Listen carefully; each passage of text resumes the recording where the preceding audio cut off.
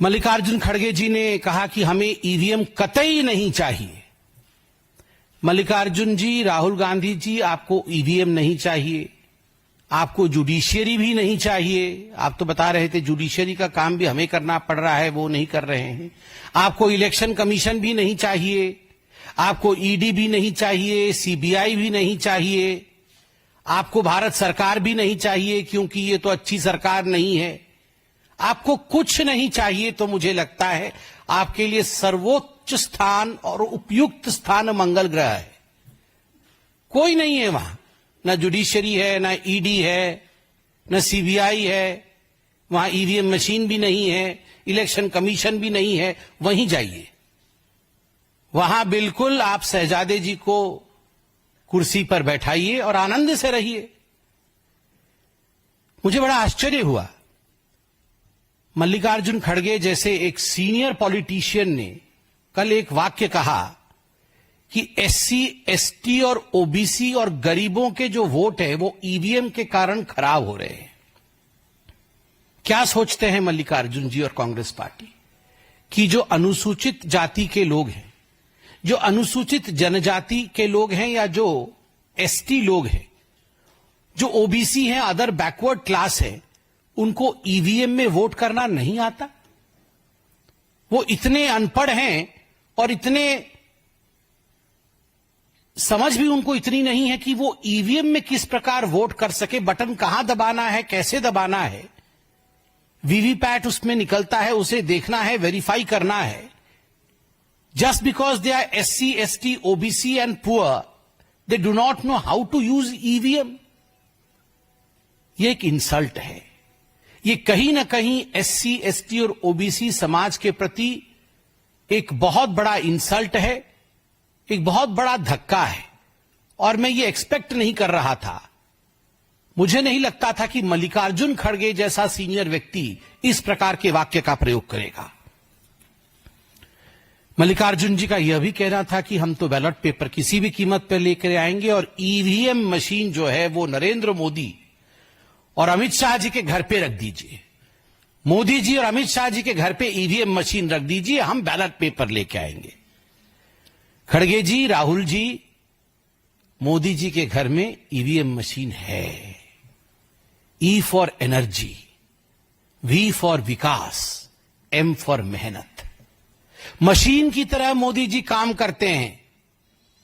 He works like a machine and he has EVM.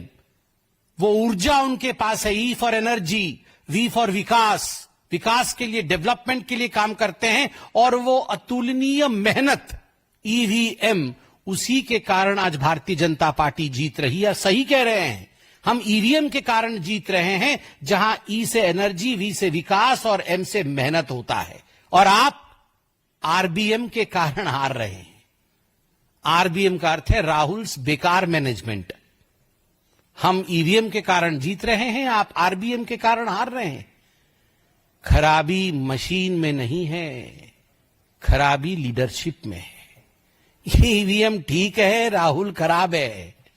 आप EVM बाद में बदलिएगा, राहुल को बदलिए। बताइए, कोई भी प्रतिद्वंदी इस प्रकार का अनसॉलिसिटेड एडवाइस नहीं देता है। मगर फिर भी मुझे लगता है लोकतंत्र में इतनी शिष्टाचार होनी चाहिए कि इतने वर्षों तक साथ साथ पार्लियामेंट में और असेंबलीज में बैठने के बाद कम से कम कुछ एडवाइस हमें, भले ही वो अनसॉलिसिटेड लगे, हमें देना चाहिए। मैं तो मल्लिकार्जुन जी से कहूंगा, मल्लिकार्जुन जी जानते हैं, वैसे कभी कभी उनके चेहरे को मैं भी पढ़ता हूं, वो जानते हैं खराबी कहां है, बेचारे बोल नहीं पाते हैं। बदलने की आवश्यकता है राहुल गांधी को, ईवीएम को नहीं। और वो कह रहे थे मल्लिकार्जुन जी की बैलेट पेपर के लिए हम यात्रा निकालेंगे। आजकल वो नया शब्द उनका यात्रा चल रहा है बड़ा, भारत जोड़ो यात्रा, उसी से सब कुछ मंगल हो गया। और भारत जोड़ो यात्रा के बाद आप बोल रहे हैं बैलेट पेपर यात्रा निकालेंगे। वैसे भी ठीक ही है, वैसे निकालना चाहिए, यात्रा निकालना चाहिए। टाइम भी है उनके पास अभी यात्रा निकालने के लिए, और कुछ काम भी नहीं है कांग्रेस के पास। तो घर में खाली नहीं बैठना चाहिए नेताओं को, कुछ ना कुछ करते रहना चाहिए। यात्रा ही सही, आप यात्रा निकालिए, अच्छी बात है। ऑन अ सीरियस नोट, जो मल्लिकार्जुन जी ने कहा कि हम ईवीएम हटाएंगे और बैलेट पेपर लेके आना चाहते हैं। और कोइंसिडेंस देखिए, सुप्रीम कोर्ट में ठीक उसी समय एक पिटीशन पे सुनवाई चल रही थी। मिस्टर के पॉल ने पिटीशन डाल रखा था कि ईवीएम मशीन हटाने की आवश्यकता है, ईवीएम से धांधली होती है और बैलेट पेपर पे आने की आवश्यकता है। और सुप्रीम कोर्ट में जस्टिस विक्रमनाथ जी और जस्टिस प्रसन्न बी वराले दोनों जस्टिसेस, उनकी खंडपीठ इसकी सुनवाई कर रही थी। स्पष्ट रूप से इस खंडपीठ ने पूरे विषय की सुनवाई के पश्चात कहा है कि ईवीएम में खराबी नहीं है। अंग्रेजी में उन्होंने कहा है, suspicion of EVM fixing is unfounded, quote unquote unfounded. EVM machine में कोई गड़बड़ी नहीं है। आगे वो कहते हैं, जो कैंडिडेट हार जाती है वो आके ईवीएम का रोना रोती है, जीतने से ईवीएम ठीक, हारने से ईवीएम खराब। ये अंगूर खट्टे वाली कहानी है। और एग्जैक्टली कांग्रेस पार्टी, मुझे तो लगता है कि ये शब्द कांग्रेस पार्टी के लिए ही कहे गए हैं, बिल्कुल हूबहू कांग्रेस पार्टी के लिए फिट हो रहे हैं। और कोइंसिडेंस देखिए, यहां मल्लिकार्जुन खड़गे जी भाषण दे रहे हैं कि ईवीएम हटाना है, ईवीएम में खराबी है, और यहां सुप्रीम कोर्ट कह रही है ईवीएम में खराबी नहीं है, हारने वाले को हमेशा ईवीएम में ही खराबी नजर आती है। मैं तो एक सवाल पूछना चाहता हूं, आप यात्रा निकालने चाहते हैं, आप ईवीएम को फेंकना चाहते हैं, ये सब कुछ ठीक है। जब 2017 में एक हैकाथॉन हुआ था, इलेक्शन कमीशन ने एक हैकाथॉन किया था कि आइए हम यहां ईवीएम मशीन रखेंगे और सब पॉलिटिकल पार्टी के लोग आके आप हैक करिए, और बहुत पहले से नोटिस जारी किया था कि हैकाथॉन होगा। कोई नहीं गया, कोई गया नहीं हैकाथॉन करने के लिए। उससे पहले तो टीवी पे, मुझे तो याद है, वो आम आदमी पार्टी के शायद सौरभ भारद्वाज जी, शायद वही, वो कुछ तार वार जोड़ के हैक कर रहे थे कि कैसे हैक होता है। उस दिन नहीं गए और हैक करने के लिए, उस दिन हैक करने नहीं गए वहां भी ईवीएम को हैक करने के लिए। तो ये कांग्रेस पार्टी हैकाथॉन के दिन घर में क्या कर रही थी? हाँ, विदेश ट्रिप में चले गए होंगे राहुल जी, हो सकता है उस समय खोजने से वो थाईलैंड वगैरह में कहीं होंगे, कहीं ना कहीं होंगे, बाहर ही होंगे, नहीं तो हो सकता है वो जाएंगे। मगर बड़ा आश्चर्य का विषय है, hackathon, you don't take this thing seriously. आप इतने बड़े पॉलिटिकल पार्टी के अध्यक्ष हैं, आप बोल रहे ईवीएम को फेंकना पड़ेगा, बैलेट को लाना पड़ेगा, and when the hackathon takes place no one represents your party in the hackathon to prove what you are saying.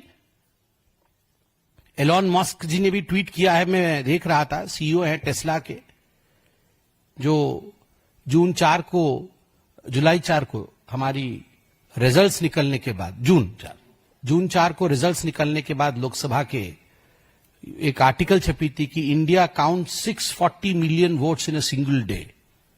तो मस्क जी ने उस पर ट्वीट किया है और हाथ ऐसे देखे एक इमोजी बनाया हुआ है कि उनके एक स्टेट में अभी तक काउंटिंग चल रही है। ये आंतरिक विषय है उनका, उस पर मैं कमेंट नहीं करना चाहूंगा, मगर ही हैज अपलॉडेड कि आप देखिए इतनी बड़ी सिस्टम एक दिन में काउंटिंग कर सकती है, मगर हमारे यहां लिमिटेड है, फिर भी हमारी काउंटिंग अभी तक चल रही है।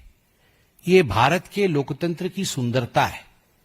इलेक्शन कमीशन ने बार बार आपको इनवाइट किया। 2004-2009 के लोकसभा के चुनाव के नतीजे आपके पक्ष में थे, कांग्रेस पार्टी के पक्ष में थे। ये दोनों चुनाव ईवीएम के माध्यम से हुए थे, और इस बार भी 2024 में single largest double digit number में आप आए हैं, पहली बार। आप उस समय कितना खुश हो रहे थे, इतरा रहे थे, उस समय तो ईवीएम के खिलाफ नहीं बोल रहे थे, जब आपको 99 सीट्स आई थी। सिंगल लार्जेस्ट ऑपोजिशन पार्टी बन के आप उभरे 99 सीट के साथ, उस समय तो सब कुछ ठीक था। और बाकी राज्यों में जब आप चुनाव जीतते हैं, उस समय ईवीएम खराब नहीं होता है। मुझे तो बड़ा आश्चर्य लगता है कि आपने हेमंत सोरेन जी के और जेएमएम के जीत को भी कुंद करने का काम किया है। ये अलायंस धर्म नहीं है। आप जो ईवीएम के ऊपर आक्षेप लगा रहे हैं, आपका कहने का तात्पर्य है कि ये जो जेएमएम भी जीती है, वह भी कुछ माल प्रैक्टिसेस के माध्यम से जीती है, ईवीएम खराब था, they don't deserve to win. मुझे लगता है ये अलायंस नीति नहीं है, जहां आप खुद अपने अलायंस पार्टनर के ऊपर इस प्रकार हमला करते हैं। बार बार मैं कहता हूं, मशीन में खराबी नहीं है, व्यक्ति और लीडर में खराबी है। जब तक राहुल जी रहेंगे ऐसा ही चलता रहेगा। कोई सवाल हो तो अवश्य पूछे।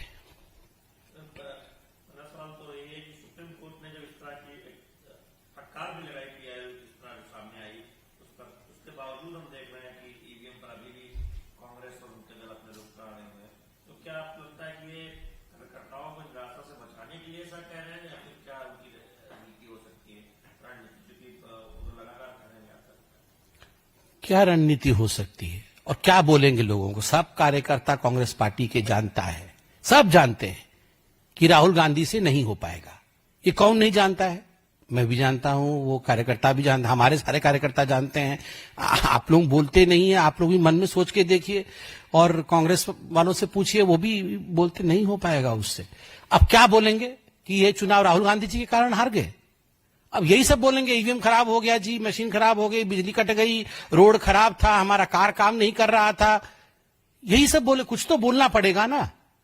अब यही बोलते हैं ईवीएम खराब हो गया है, जानते सब है कि राहुल खराब हो गए हैं।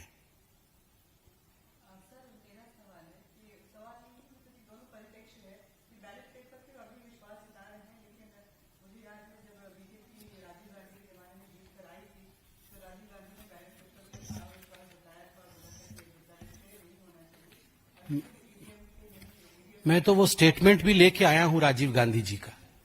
राजीव गांधी जी ने स्टेटमेंट दिया था बैलेट पेपर के विरोध में।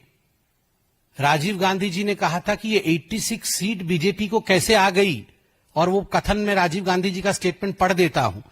सच क्या है? बीजेपी के पिछले पार्लियामेंट में, लोकसभा में 86 सीटें आई थी। उनकी 86 सीटें जीतने की ताकत आज तक नहीं बनी। उनका वोट 8% से बढ़कर मुश्किल से 12% हो गई। 8 से बढ़कर 12% होने से उन्हें 86 सीटें मिल गई। यह तो हिसाब जुड़ता नहीं है, पल्ले पड़ता नहीं है। इस हिसाब से तो कांग्रेस को 500 के 500 सीट जीतनी चाहिए। कुछ गड़बड़ है। गड़बड़ तो यह है ही।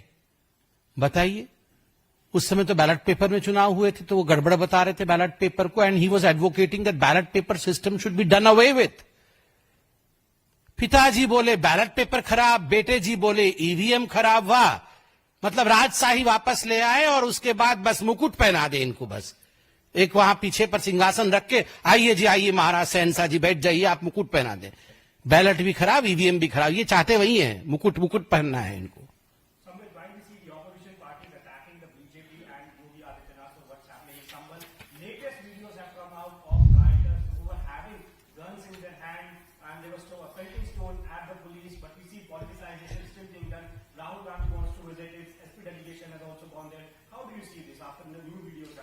So it's a sensitive issue. It's a very sensitive issue.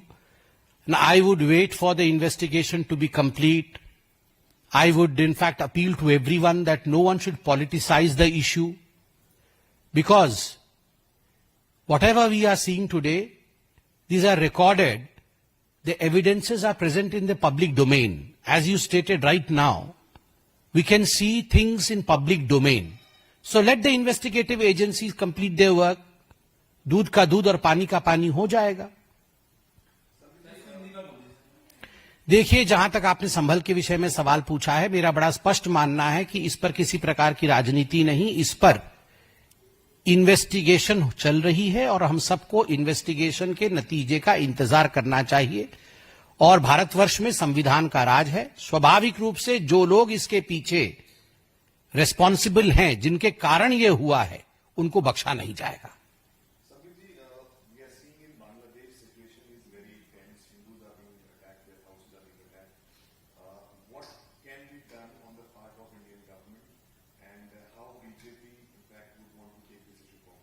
See, as far as Bangladesh and as far as arresting of a monk also, a revered monk also in Bangladesh is concerned, the foreign ministry has issued a statement, has given a statement to which Bangladesh also has reacted. I believe as a political party, I would refrain from making any statement since the government of India has already made a statement. We ditto the stand of the government of India.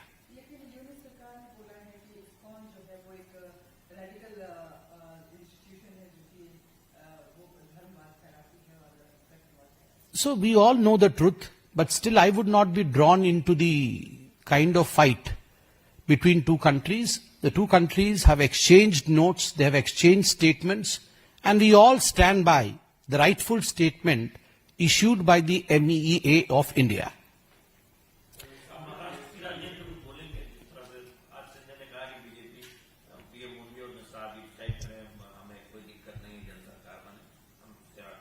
देखिए, यह विषय महायुति का है, उनके बीच meeting का है, उस विषय से मैं अनभिज्ञ हूं। स्वाभाविक रूप से वो मैंडेट मेरे पास भी नहीं है कि मैं उस पर कमेंट करूं। मैंने भी अभी माननीय शिंदे जी के प्रेस कॉन्फ्रेंस को सुना। शिष्टता, शालीनता और भद्रता के शब्दों को उन्होंने बहुत अच्छे से पिरोया है, हम सब ने सुना है। और इस विषय पे जब तक बैठक इत्यादि नहीं होती है, मुझे लगता है हम अभी इस विषय से अनभिज्ञ हैं।